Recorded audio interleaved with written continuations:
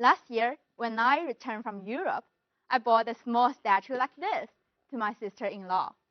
What amazing Madonna, she said. But when my aunt, who's at her 60s, saw this statue, she said, "This foreign Buddha is so cute. Are you also expecting me to have the grandchild?" It is not her first time to misrecognize a foreign god.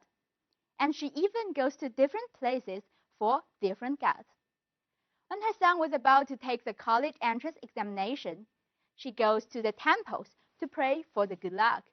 And when her son was about to get married, she even goes to the cathedrals, because in the movies, the brides are from the cathedrals.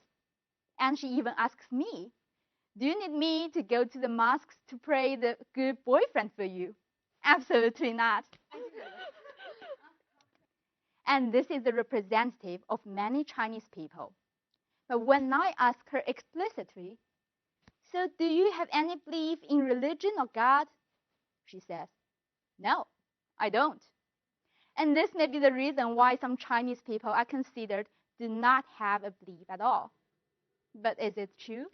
According to the National Religious Affairs Administration, there are at least 200 million people in China who are officially regarded as having a religion.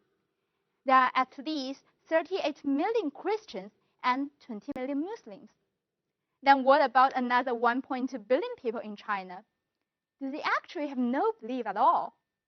Or maybe the beliefs are not limited to religion? Yes, in China, we do not have a concrete human commander, but we have the way of heaven. In Chinese, we call it Tian or Tian Dao, and it is not a concrete god or religion, but we believe in it. Now, what is will of heaven? It can be deconstructed into two parts. The first is the abstract philosophy. Just like the religion, it answers the terminal questions like, who am I? Where am I from? And where am I going? But different from the religion, we do not have the book or pamphlets like the Bible or Quran, which says the principles on it. We have way of heaven, and it is abstract, but in everyone's minds. Where does it originate from? It's from the history, and it's mainly about the combination of the Taoism, Buddhism, and Confucianism. We know that Buddhism came from India and Nepal to China in 67 years before Christ, and Taoism and Confucianism has been in China for at least 28 centuries. So they are the real history, and they focuses on different things. The Buddhism focuses on benefiting rebirth and overcoming the desires, and Taoism focuses on the spiritual and honest life to follow the principles of the nature. And Confucianism, it focuses on the human morality and correct behavior. So they all construct the doctrines throughout the history and the abstract way of philosophy in Way of Heaven. Then maybe we Chinese do not have the guidance in our daily lives, the concrete principles? Actually, not. In China, we have the spirits of human, and interestingly, they are not about the book, about the terms like Bible, Quran. They're from the stories we heard when we still are a child. In China, the sun is something evil. It can burn everything into lava. And then there are two men. The first is to shoot down the sun, and the second to chase it down. And we know from the sun about the rebellion to power. Then what about water? Just like in the Bible, the Noah's Ark, the Chinese have the man called Great Yu, who leads the people to fight against the water demons, to split the mountains, and to construct the gigantic water channels to dredge the water out.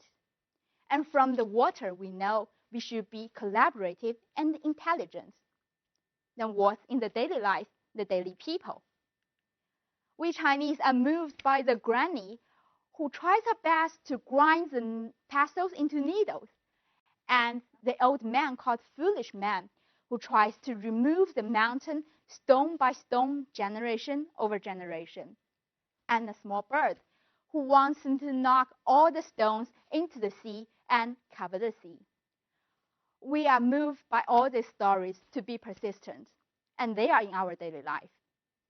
Back to my aunt, who is the illiterate. She knew nothing about the Christians, the Buddhism, or Confucianism, but she knew way of heaven. She knows what she should do in daily life. She does more. She even donates 1/3 of her salary to the Red Cross because she thinks she should contribute to the society when she can make some difference. And this is in line with Buddhism, although she is unaware of it. So this is Chinese belief. In China, the belief is not about God, but about people, not from religion, but from history, and not of principles, but of humanity. This is my speak of Chinese belief. So how do you think now? Thank you.